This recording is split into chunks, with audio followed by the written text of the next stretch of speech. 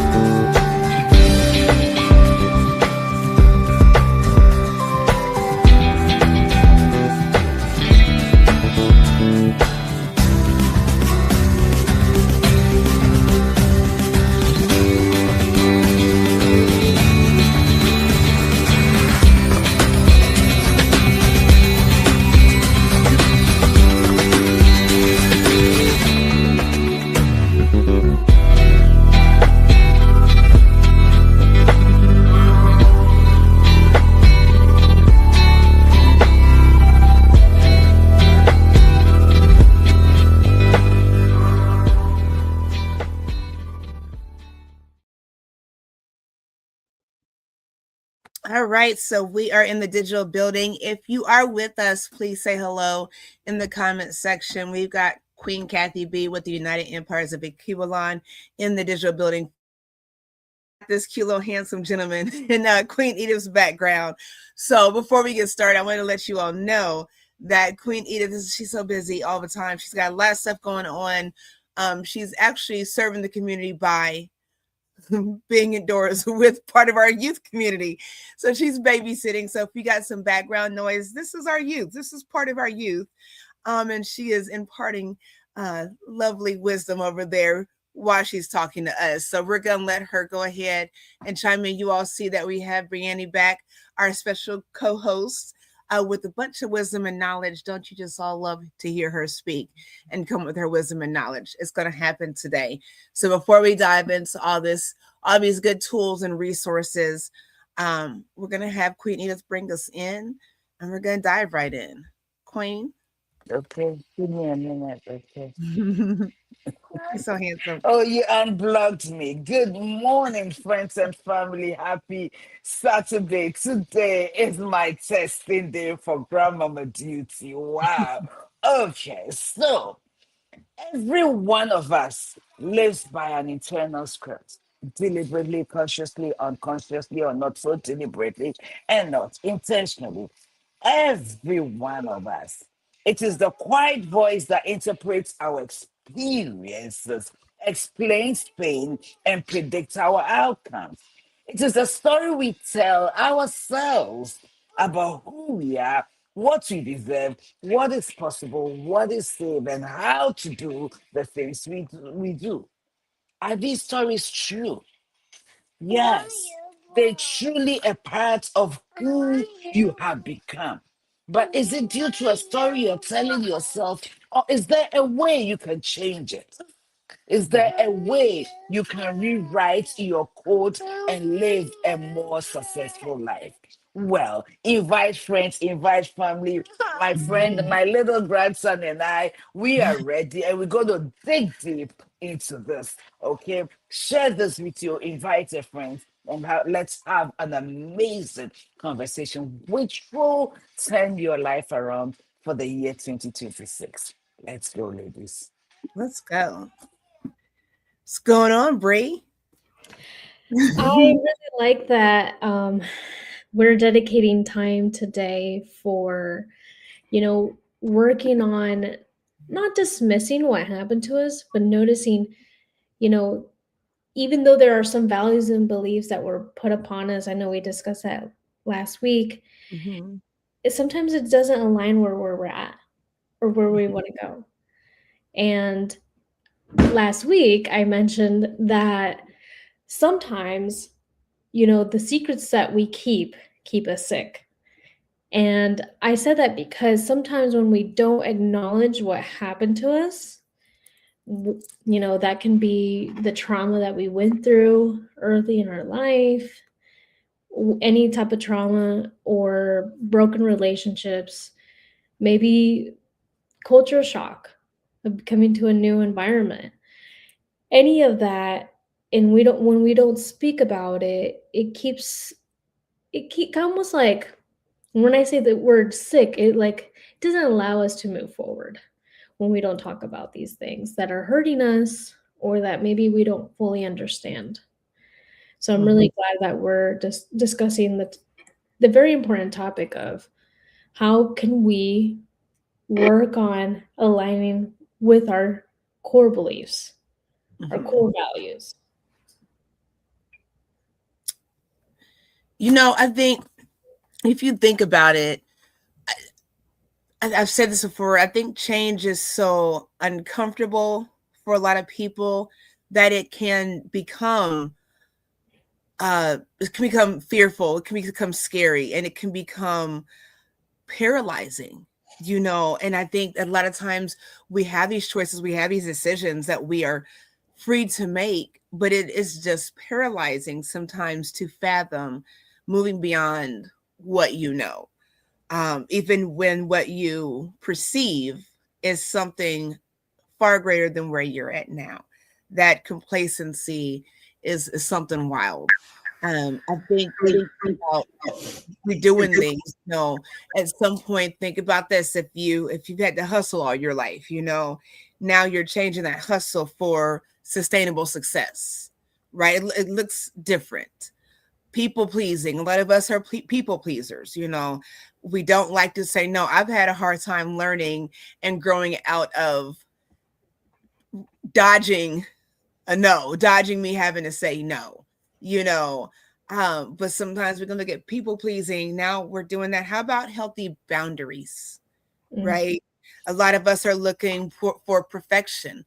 And I think seeking perfection will leave you stagnant a lot of times because it's never, ever good enough. It'll never be good enough. So instead of perfection, why not trade it for progress? Mm. Progress is a big deal because it doesn't mean that you have to get it completely right the first time and every time. It just means that you're growing and there's elevation and you're going through the process. And sometimes we've talked about this, that process is part of the journey. You have the once upon a time and happily ever after, but we don't like the story in between.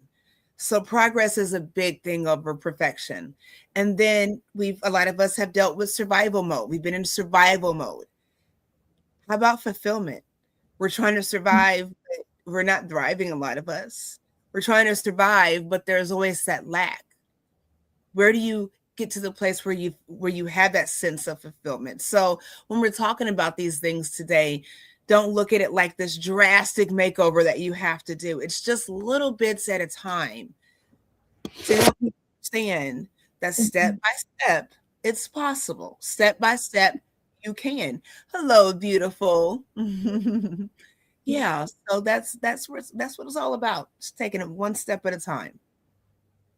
I love that. One step at a time. Mhm. And I say this a lot to my clients because they want things fast. They Mhm. want to see the change. They think that overnight or over 30 days, everything's going to change. Mhm. But that's not true. That's not reality. I mean, how long does it take for a lot of businesses to succeed, to flourish? You got to be patient. And I think some of the time is that we're so impatient and we don't even notice the small things that are getting us to the big goal, connected with our values. And then we just give up. Some of us fall for that. Like we fall for not noticing where the journey is taking us. I'm a victim of that sometimes because health is very important to me. Health is a big value of mine that I want to be a healthier version of myself. But when I don't see that changes, I get, impatient. And then I'm like, well, I don't know what I'm doing wrong. And then it's like we want to throw everything out, but it's working. You just got to give it some time. Like everything good in life it requires a long time. And the path, sometimes we drift away, we go to dead ends, and then we have to make a U-turn and come back to the main objective. But with all that being said, is we got to know that the journey is going to be long, number one, and it's going to take us to different directions. And we have to really understand that even the little wins matter. They all are very important. They're all part of our wonderful journey. And you know what? I'll say this too. Go ahead, Queen. Okay. Go ahead. I was going to say this. When we were children, there was something we used to say a lot, that little drops of water make a mighty ocean. I mean, we used to say that a lot. And one of the questions I've asked clients, how long did it take you to be here? 15 years, 11 years, 20 years.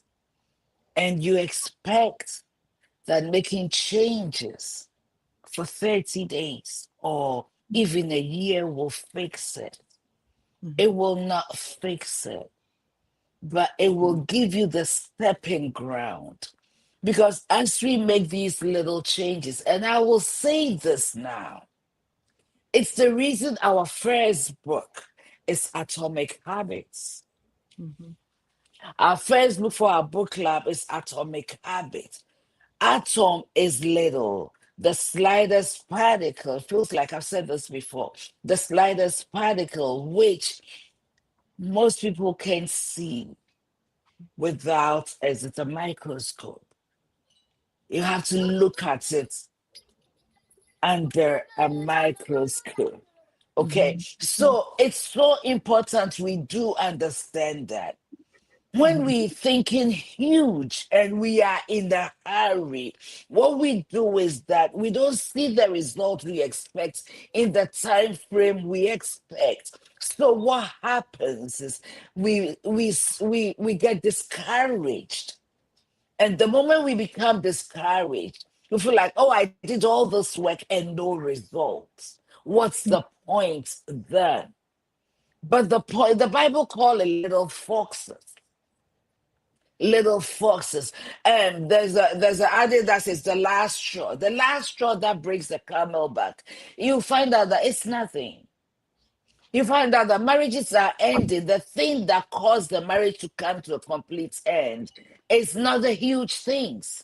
It's the little things that we tend to want to ignore.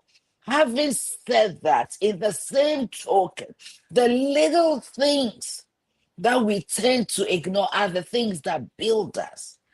You know, they're little red ants. When they go under a house and they begin to eat the wood, it will shock you. Those little ants will bring your house down. It will shock you. So it's the little changes. And the key here is consistency. Consistent little changes. And like the ladies have already said, patience with yourself. Patience with yourself. That makes the difference. Absolutely. And you know what, though? I think what we're talking about here, while we're talking about foundations, when we're talking about core values, these are things that healing and growth, this should be a lifestyle. This is not a momentary thing. This is being whole, living in peace. These are things that are lifestyles. This is not a momentary adventure or experience. We've got to understand and be really diligent about how we get to that point and maintain that point. And I know these ladies deal with right now, they're dealing with addiction and sobriety and things like that. They deal with family and children and marriage and all that also. And I've said this before, and I've never had to specialize in this, but when the conversation comes to once an addict, always an addict, I don't understand necessarily that mindset, because, and I do get it, where you have to remind yourself that this is where I was and this is where I am. So I get the mindset.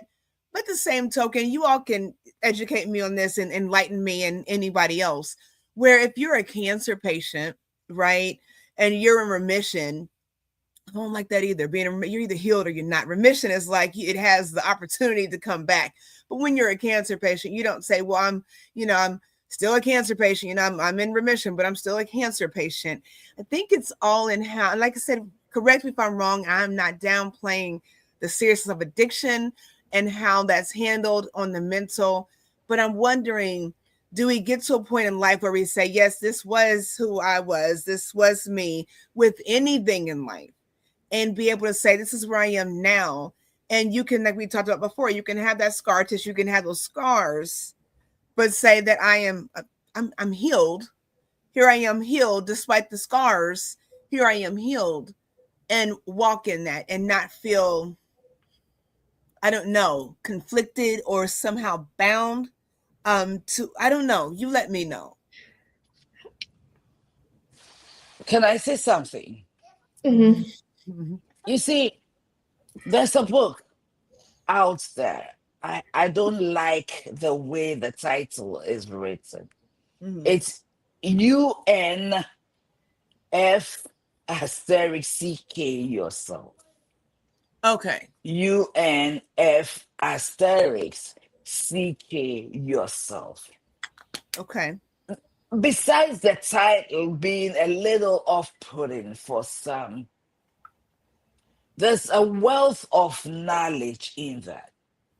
One of the things the book talks about is that 50,000 words, at least every individual speaks to themselves or speak over themselves.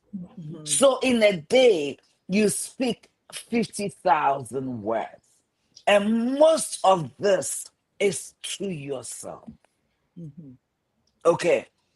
And so he says that everything we are dealing with, where we are in life, and I have to say this, we are not minimizing anybody's experiences and life situations. I get it. I get it, because I have lived this life too. And I've been through some stuff that will shock many.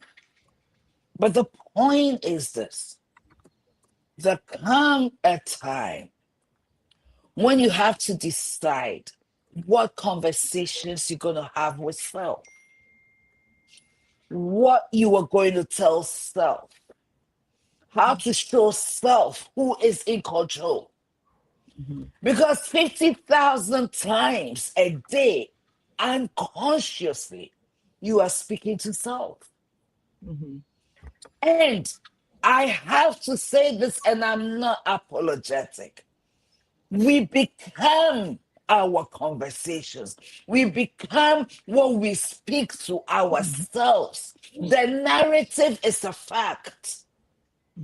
What you've been through is a fact. It's real.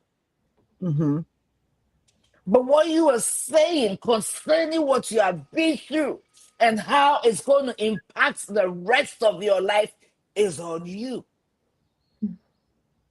I have said over and over again, I will not let one human being who has no clue who I am. Because when you don't know how to use something, you abuse it. And many of us are abusing self by the way we talk to self. The book says 50,000 conversations you are speaking to yourself every day. What do you speak? Because we are not only created beings, we are creative beings. We have what it takes. I don't know how many of you have experienced that. You think about somebody, and suddenly, within a short period, maybe a day or two, three, a week, they show up, you see them, they call you, you meet them at the grocery store, and you say, "Oh my God, I was just thinking about you." You brought that person right into your space. You attracted that thing.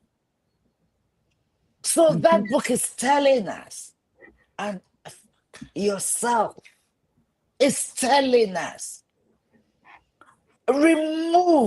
get yourself unstuck by your conversations to self. It is so important. And a lot of us don't believe in the Bible, but I do believe from the little psychology I've learned, the psychology has it written in the Bible. As a man thinks in his heart, so is he. Psychology teaches your narrative, your thinking patterns, you manifest. And CBT teaches us in order to get away from that thinking patterns, we have to have counterintuitive way of responding to the same narrative to change. So we have what it takes. We just have to find out what it is and live by it. That's just my thing. I don't know if that helps you, Queen Oh, G, or absolutely. yeah. Absolutely. So And yeah. we really quickly, will you explain to the audience what CBT is for those that don't know? Either of you. Okay, I'll start and I'll let Brie finish. Mhm. It's called the full phrase is cognitive behavioral theory, or if it's therapy, it's therapy, but it's a theory. It's a theory that in simple man's English, this is the way I'll put it. It's not so much how what happens to you, but it's the way you think about it, the way you process it, that determines your behavior after that. That's the simplest way I can. So let's just say I'm talking to Queen G. Queen G and I have a rapport. And somewhere in public, I yell at her, like, "Hey, Queen, what is this? Can't you see this?" Like, and then Queen G hears me. She's dealt with me so long, but she's wondering, why will she yell at me here in public? I know we talk like that sometimes in private. Then she begins to say, "Okay, well, I can see she's stressed, she's frustrated. I'm not going to take it personal, but I'm going to address it with her later." So she ignores me for that moment, and that's what she needs to do. Or she can be angry and frustrated, and then it begins to show in everything, and everybody's seeing it, you know. So her perception of what I just did, whether she thinks she's going through a lot, I'll excuse her for this time, she's never done this, or who does she think she is? These two scenarios will determine the way she'll behave. Basically, I'll let Brie continue. I want to go on the core ideas of CBT, but then I also wanted to bring it back to something that Queen G was saying about the readmission or of any kind of disorder. But I actually do a group on CBT because I really love it. And something that really sits with me, and sometimes I'm like, oh, this is so weird, but it's true. Situations, CBT teaches us that situations do not directly cause emotions, right? The thoughts about the situations are what create an emotional reaction. Okay, kind of like an example that she was giving you. I'll give you an example that we talk about in group. when I text someone and I say, "Hey, can I call you?" and I go ahead and call them. I have not gotten a response from the text. I call them, I'm not getting an answer. My thoughts can go, "Oh, this person hates me." These are my automatic thoughts. Automatic thoughts tend to be negative. Why? Because I've been dealing with all these negative thoughts from early in life, if that's what my life started with, right? So then it makes sense that I'm gonna stay with the negative thoughts. G doesn't like me, that's why she's not answering my call. I did something to upset her, etc. My emotions will be anxious, sad, frustrated, thinking that our friendship is gonna be over. So it's causing all this distress on me because my thoughts let it happen, right? So then the thoughts and feelings are all gonna influence my behavior. So then when I sit with all this frustration, I can act. And when I say act, I mean, it doesn't give me that much time to act, but I respond by the emotions. So then I could blow up her phone and I can send her a mean text, or I can go up to her house and knock on the door. So that can be ways that I react to the situation, because my emotions and thoughts have already caused so much distress on me that I'm going to come up with how I want to go about it, or the reaction that we discuss. And they are always going to be influencing one another because they go hand in hand. And it's all because of these automatic thoughts, things that we don't even think of. They just happen because they're habitual, right? Based on the situation. Often they're not true, right? Automatic thoughts are not always true. They're based on inaccurate situations, or what our brain is trying to tell us. And Edith made a really good point, is we feed these negative perspectives because that's probably what we're used to from earlier in life. So they go, Sean, we are talking about and then it's just it's the patterns. The cycle will continue on and on. And what I really like to let everyone know is that when you notice these patterns and you're not even giving yourself a moment to really evaluate the situation before you act on your emotions, a very helpful thing is writing it, journaling it. Because when you journal, a situation happened, this is my emotion, this is how my thoughts went, and this is how I thought I wanted to react. It lets you give yourself some time to pause and think before you react. And I always encourage people to journal. Even if you're not going to therapy, you can always journal. There's always so much benefit in that. But thinking about it is helpful for us so that we don't say things that we don't mean, or we don't react on things that are not going to be beneficial for us in the long run. Because a lot of relationships, or interpersonal relationships overall, can get disrupted or end because of how we respond. But then going back to Queen G, what you said about when you're going through addiction and you find yourself after a really long time, do you think you're fully healed? What I would say is that, there's been clients that we have had that have long terms of sobriety, like more than 50 years, and then something triggers it. And I always say, even when you're healed, you can still benefit from working on yourself. And I think we become complacent. Right? Some people do find themselves to be very complacent. That's why there's depression readmission, right?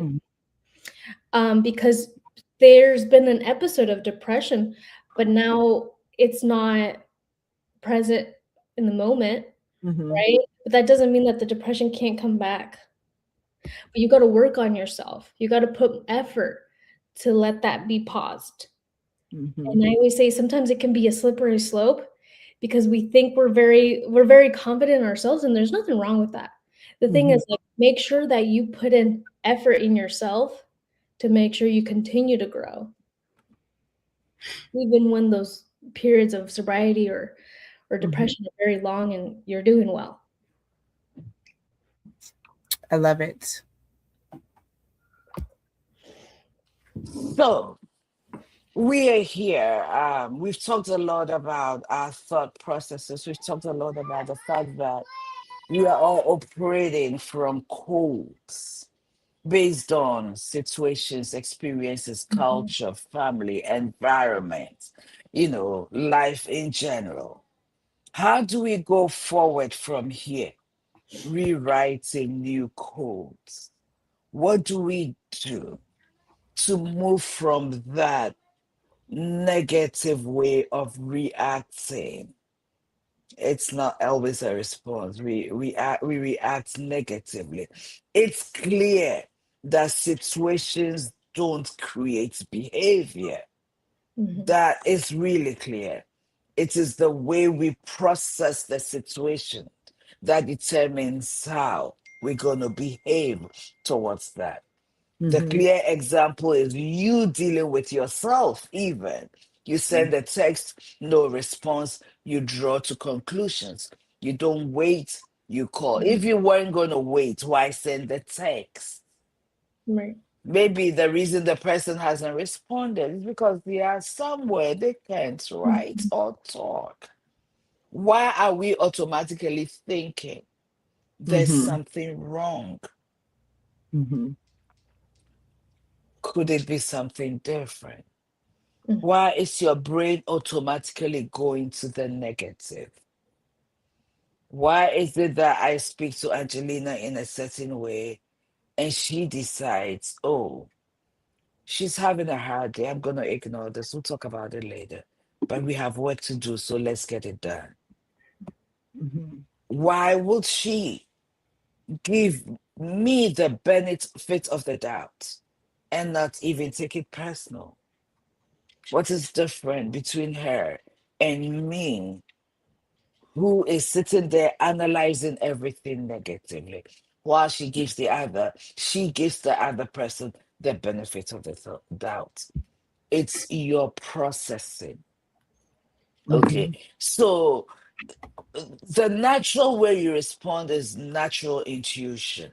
You don't think about it, you don't do anything about it. It Mhm. automatically flows in through you. So it's become nature, it's Mhm. become your second nature.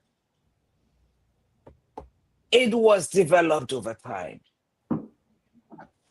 Mhm. consciously or not so consciously. You developed that way of thinking. How do we go the other way? And one of the things we do is we'll let you, I tell people, write down what you say to yourself, write down your thoughts, as many as come. Take a notebook, split it into two, write all the thoughts. Mhm. Decipher between the negative and the positive. Look at the negative. Why do I automatically think that I don't deserve it? Why do I automatically think that, oh, this relationship, they're gonna just leave me? They also gonna leave because everybody leaves. Why do I automatically think that I'm not meant to be rich? I'm just meant to work, work, work, and pay bills, and that's the end of life. That's all my life is. And why do I automatically think that, oh, I mess up everything I touch? I'm not even gonna go there. Why? What if that is not? What if I say, Edith, you have the power. You have the power to overcome this. Rather Mhm. than I deserve this, I don't deserve it. What if I deserve it? Now you're afraid that you even deserve it. Mhm. That thought scares you. Mhm. What if I attain sobriety? Really? If I can go 1 year and 2 years, but you have never lived with sobriety, being sober before. You are scared. You don't know what to do with yourself. Okay? What if suddenly you have so much money in savings, like you're able to really actually save money? Oh my. Right. So what, but what if the opposite were true? Mhm. Can I just think that the opposite is true and believe it? And that's one way of journaling, taking your automatic thoughts, especially the negative core beliefs, and rewriting it, recoding, write a new code. Oh, yeah, I'm a beautiful girl. I am beautiful. There's nobody in the world like me. And I don't know if you believe it or not, but it is true. Even with twins, they are each unique. Okay, there's nobody like Edith. You may look like me on the outside, but the way I think, the way I talk, the way I walk, all of it is different. There's nobody like me. When I walk into a room, I walk with my uniqueness. So I don't have to be anybody's copycat. Can you believe that about yourself? Because search the world. There's nobody. You are uniquely made. Mhm. How about that? It's not pride. It's not arrogance. And Brie talked about acceptance. So I let her go in and deal with acceptance, or Queen G accepting stuff. I know that you guys have a wealth of knowledge, so I'll be quiet and let you go. Hey, King. For a little bit, you were talking about, and I'll be quick. You were talking about, um, in a way, cognitive flexibility, challenging those automatic thoughts, negative, and saying, you know what? What if the opposite was true? Or what if I allow myself to think other better thoughts? Because I don't know. I don't know if my thoughts are actually being true. And that's the thing. Like they disguise themselves as, facts a lot of the time for people that have been dealing with negative thoughts. They seem true in the moment, but when you challenge them, when you journal and you really understand the patterns within, then we start to realize there are so many different alternative beliefs that we can work on, because there there's endless reasons why someone might not answer the phone, right? So why do I have to go with my first thought? And so that's what you reminded me of, like working through it, being flexible. We got to, because we can even think about it. Like sometimes when we don't pick up the phone, there's so many reasons why we don't do it. Maybe we didn't hear it. Maybe we have a lot going on, etc. So we have to be able to challenge the thoughts, the negative ones when they pop up. That, well, what do I do when I get a call and I miss it? But the other thing, that acceptance is very important too, of acceptance of the past. Yes, the past did occur, and yes, it was unfair.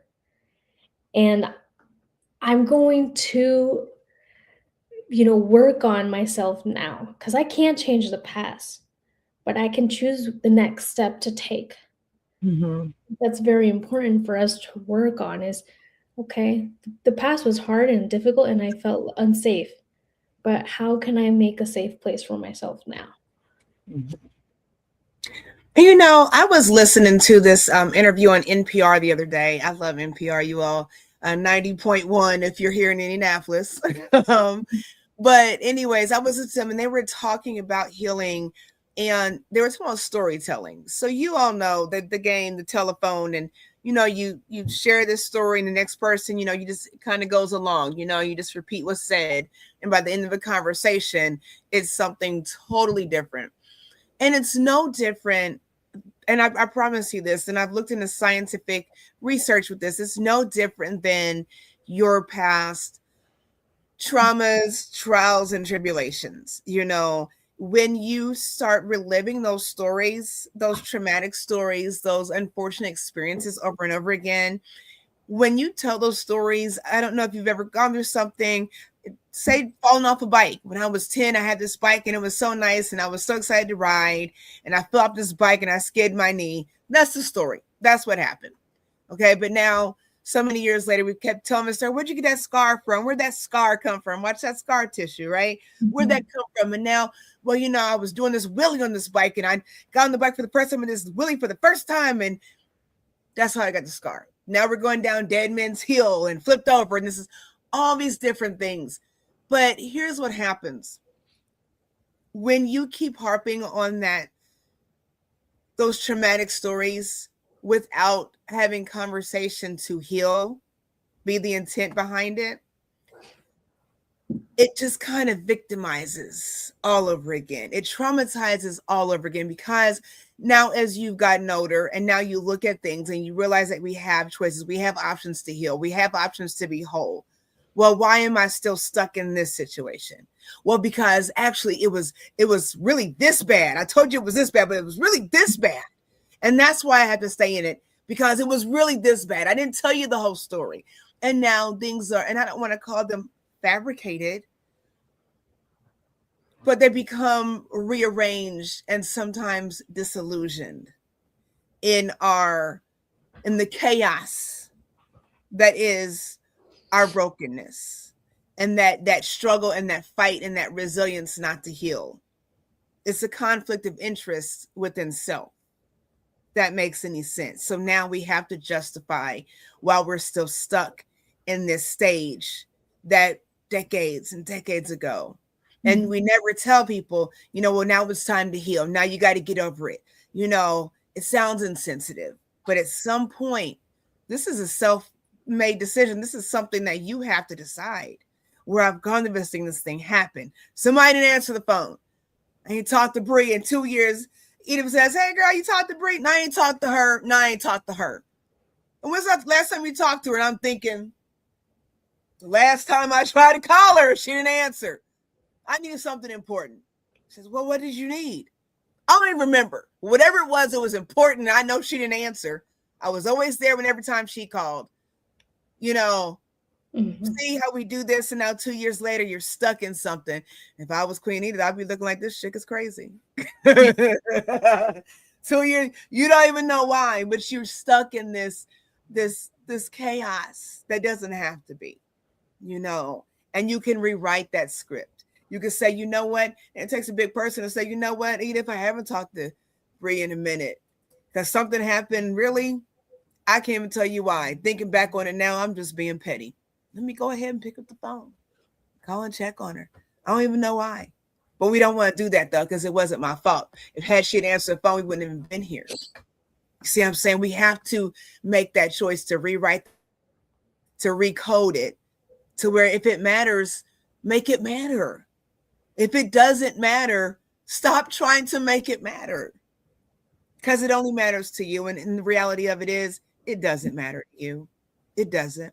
And you're just causing chaos with yourself. And you'll be surprised at how many people don't care about the chaos that you're dealing with internally, especially when it spills outwardly. And it looks just like that. It looks like, no, I'm mad. I want to stay mad. No, I'm angry. I want to stay angry. I don't want to be healed. Sometimes you don't have to say that because it sounds out of sorts and it sounds ignorant.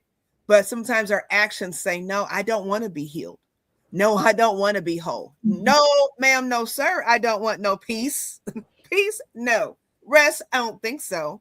Our actions say that. So just think about that. Just think about that. I really like that you said that our actions speak, a lot into existence. And I think some of us do like that chaos of sitting with the mentality of I am a victim every step down, like every, what is it? How do you say it? Every step down the road? I'm trying to remember. Sorry. I'm trying to think about the word. I've never heard it before, so But I can't it's like help you. every step we take, we stay with that mentality. And I will say is it's okay to validate what you went through, but how long are you going to put your life on pause? Because when we light that chaos, when we stay with that pain, I don't know about you, but I see it as everything's on pause because I'm living with what happened all the time. I don't want to let it go. I want it to, be who I am. And that's where I'm like, that's how we stay sick. We stay sick and we don't move forward. And it's so draining. And that's why I say radical acceptance. How long is it going to take for us to accept it and realize that it happened so that we can move forward? Because our path that we want to go through, our overall goals, we're not going to meet them if we stay there and we are holding on to things that don't serve us. I agree. It's draining. I don't know about you guys, but and being around those people too, and that's why we want to surround ourselves with people that can be helpful for our journey too. But being around people like that too drains us. It does. It does. And I think that's where a lot of times we do have to have boundaries, especially in relationships where we know, even if we're capable of helping people. I go through things sometimes, and Queen Edith is, doing, she just graduated as a counselor, a therapist. I'm not calling her for my therapy session because I need her as a friend. You see what I'm saying? And sometimes those boundaries we have to know and respect other people. But we have to know when we can't. All because you can does not mean that you should. And so a lot of times we're oversensitive about that. Well, she specializes in this and she shouldn't want to help me because she knows her boundaries and her limits. And that's just good judgment sometimes, that professional or non-biased support is so important when we are trying to heal and don't feel that we have the tools to do so, because you're relying on people, especially people, and you don't always have to have a degree to have wisdom and knowledge. But then a lot of us deal with people that have a degree in us. You know me enough. You can school me on me, but it's not what I need. I don't need you to say, yes, Angelina, yes, this is how you should behave. Yes, go all out of source.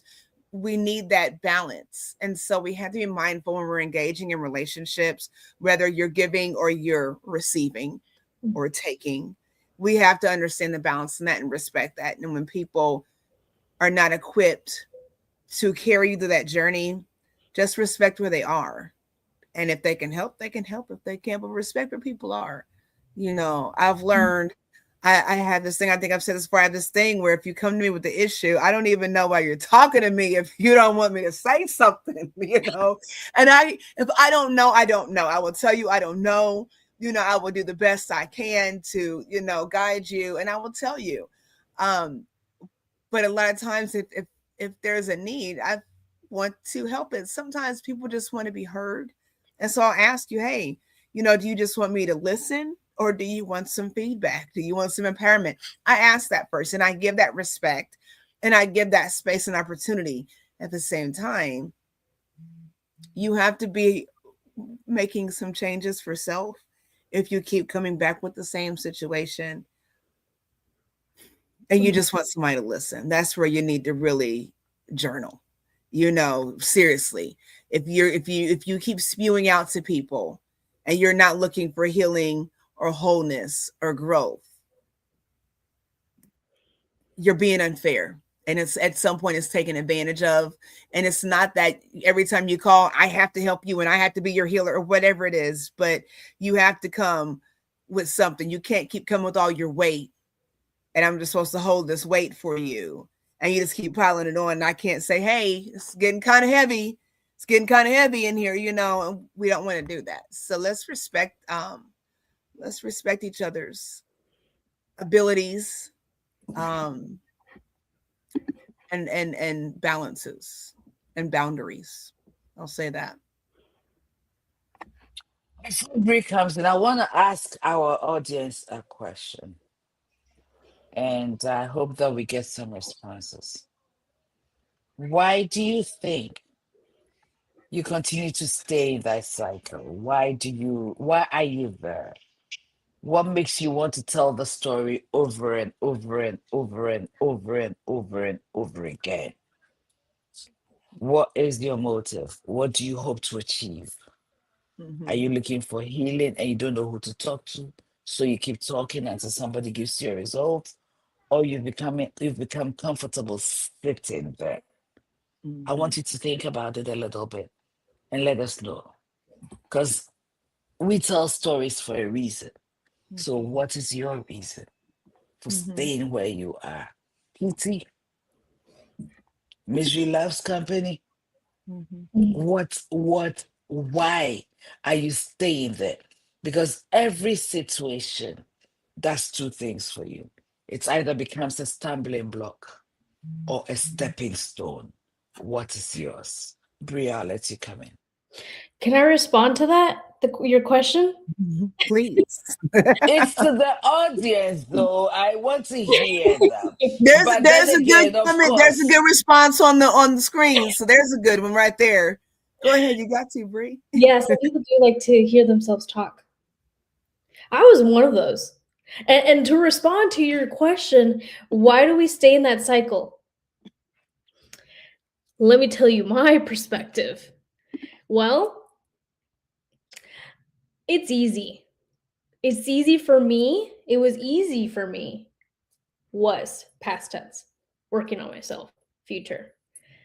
It was easy for me to stay how I was, to not put an effort in myself, to not change those patterns that I knew were hurting my relationships. That road was easy for me, but I was not living. I was not living up to my purpose. I was not living to the person that I knew I could become. You know, I always like to say, my greater purpose is to help other people. But at that point in my life, and this is back before I graduated from school, even before being in school, I was staying stuck because I didn't want to make changes. The patterns kept repeating over and over again because that was my comfort zone. And I remember my therapist every week that I would see him, he'd be like, okay, how have you challenged your thoughts? I was like, dang, I don't really like setting boundaries. He's always like, well, he's like, you're telling me these situations that people seem to be crossing your boundaries. What are you doing about them? Nothing's going to change if you don't put up boundaries. He's like, you're going to continue to tell me this story over and over again until you do something with what I've given you. Because he gave me a lot of tools, I remember. And then I started to work on myself and noticing, okay, not all of my negative thoughts are true. Okay. How can I pause before I react? How can I continue to instill my boundaries? And then I noticed changes. I was starting to live aligned with my values and my purpose because I started to actually put in the work. And that's something that we don't always want to do. We don't all want to put in the work. And I would get impatient with myself. I'd be like, well, I'm setting the boundaries. However, X, Y, and Z is still happening. Well, then how can I be flexible in those situations? And that's where when we journal and we notice a pattern in ourselves, we can understand ourselves a little bit better and we can know when we're falling off track. But Edith, that's why a lot of us, and I know people are not responding yet, but that is a big factor, is that change is scary for some of us, and it's not easy because it requires patience. I think part of it too is not having the blueprint. Again, like our core values are things that were instilled in us, especially at a younger age, so there's no blueprint. And so again, that fear factor, there's no blueprint. Well, if I go off the grid and do it like this or do it like that, if I don't go to college, if I don't do this, what does it look like? And there's no blueprint. And I think that discomfort is the biggest part of change, because this is how I've always known to do it. A lot of things, even the way we speak, the way we respond, it's learned behavior. You'll see the women in my family, and my husband says all the time, we're a lot alike. In a lot of ways, that's a good thing, and in many ways. But we can see the cracks and the similarities in the less than greatest aspects. There's nothing wrong with that. We're just different, and we are not different. There are plenty of people out there like us, but we see those connections, so I just think, again, journaling and writing out that blueprint for your life, with the boundaries. It's not saying, don't look at it saying no to somebody else or no to something, but saying yes to yourself, and we don't want to say yes to self. And I think the worry more so is saying no to someone else. We're not even thinking about that yes to self, especially when someone else may not say yes to us, so you have to do for you and everybody else, but it's always in the opposite order, and you're always last on your list of people. This is your list, and you make yourself last on your list. That's something that we have to reevaluate and be comfortable with not doing. If you cannot put yourself first, you're only so good to other people, and we can be the greatest other people and just self-abuse, but it all catches up with you in the end. And it's a hefty price to pay when you look back over your life and the people that you served couldn't serve you. And it's not a tit for tat, but relationship is big. Healthy relationships are big for the people that you have to carry. Having good relationships that balance you out makes all the difference, so that you can carry those that need to be carried. And some people don't need that. We have to stop coddling people. Have you all? And I think I've shared this example before. I don't know if you've all seen, what was that? The movie Grown Ups. Was it Grown Ups? Where the mom was still breastfeeding this 5-year-old boy at the park. Like, when you can ask for milk, then I need you to get the glass. And this is what we're doing. We're coddling, and I'm just saying, this is what happens, and it looks weird when we have adults still on the teat asking for nutrition, but you just deplete and deplete and deplete. And that's what we're doing with grown adult people that have choices that they can make, choices that they need to make, decisions that they need to make.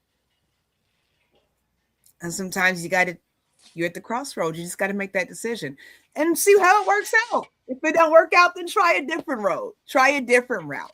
It's never this or that. It's never just black or white, this or that thing.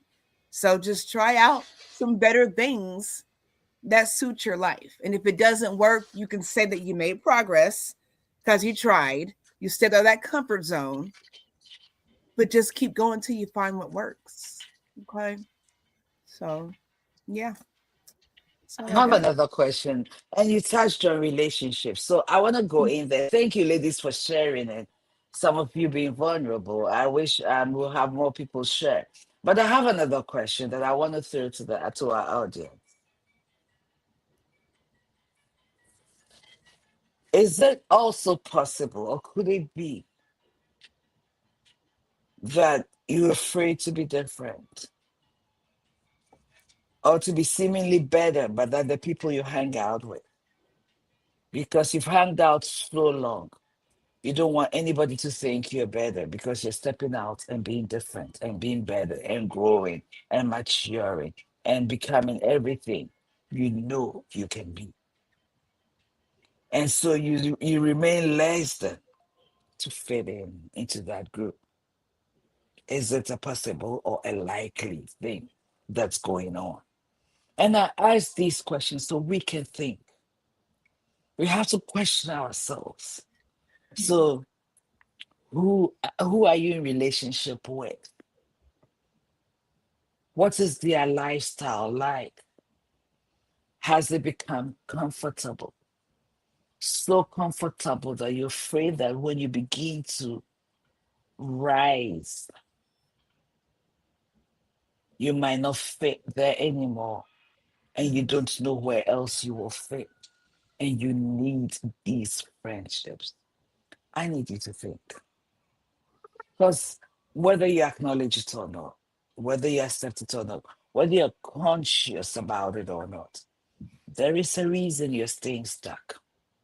What is it? I want to ask you, what is it? Please answer this question. Put it in there because you want to have that conversation with you, or reach out to us. And because we want to know, it is the reason, it is a stone I'm giving you to step on and step out. Okay, so I'd like to hear and see responses to that question as well. I'm not doing therapy, I'm just asking questions. And I'll say this, and I know Bree has somewhere to be, so I'm gonna say this. If you are watching now or on replay, these questions that we ask, and Queen is great about asking questions and waiting for a response. You all are always welcome to come back on the replay and come back and write those responses in the comment sections. We will read them. We will respond. We'll have the conversation. So even if you don't respond now, we still want to hear those things. Really briefly, I'll say this. There is a season for everything. And when we talk about seasons, it's not just your situations and circumstances.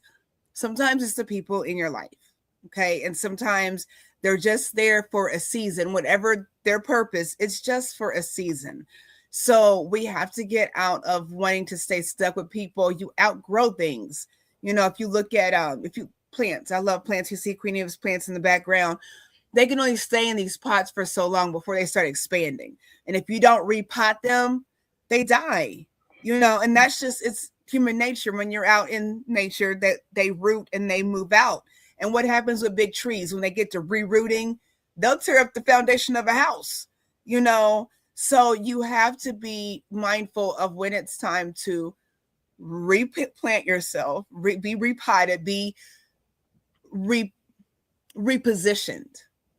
And sometimes things don't go with that new environment, and that's, people don't go with that.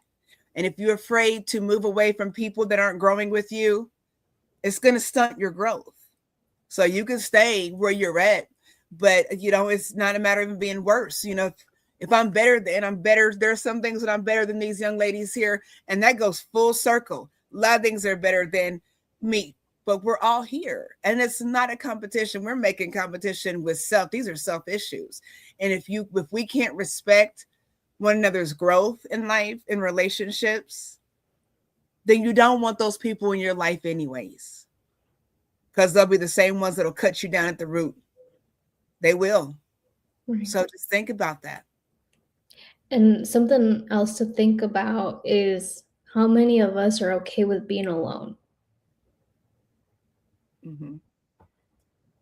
Some of us are not able to, because sometimes being alone requires sitting with this, right? And sometimes this is hurtful because we have these negative thoughts. But part of the journey that we go through is that we have to be okay with being by ourselves. Right? That I think that's why sometimes things become a little bit harder, is because we constantly want to be around other people. And at the end of the day, part of self-love is being okay with self. Right? We're not saying isolation. We're saying if we have to be alone, we're okay with it. Because sometimes we get a new host to be around, right? But we're not okay just being independent with ourselves, and we fear myself, right? We all fear that. I mean, I'm not saying everyone does, but you really have to ask yourself, am I okay being alone? I love it. You all have to answer these questions in the comments section. Doesn't have to be right now, but we want to hear from you all. You have to engage with us and let us know what you think about these, because these are very deep questions.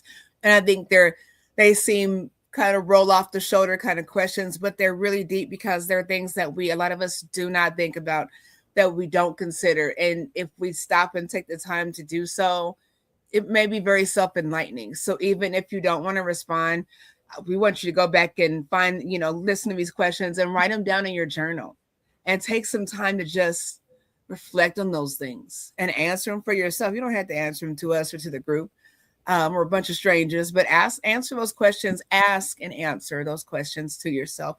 And you'll be surprised at what self will tell you, what self will reveal in your aloneness, in that quiet time, in that stillness. You'll be surprised at the revelation that you get. Just being true to self, right? So, Queen, I know we're almost out of time. You want to take us out? Bree's got some. She's been so patient. She's got somewhere to be. I do want to take us out, and this is what I want to say. We think the computer is a new thing. The first computer that was created was the human. Let me say it again. The first computer is the human. Everything we do, your body memorizes it. Your brain absorbs it, and it stays there. So the codes that were fed to us and those that over time we have rewritten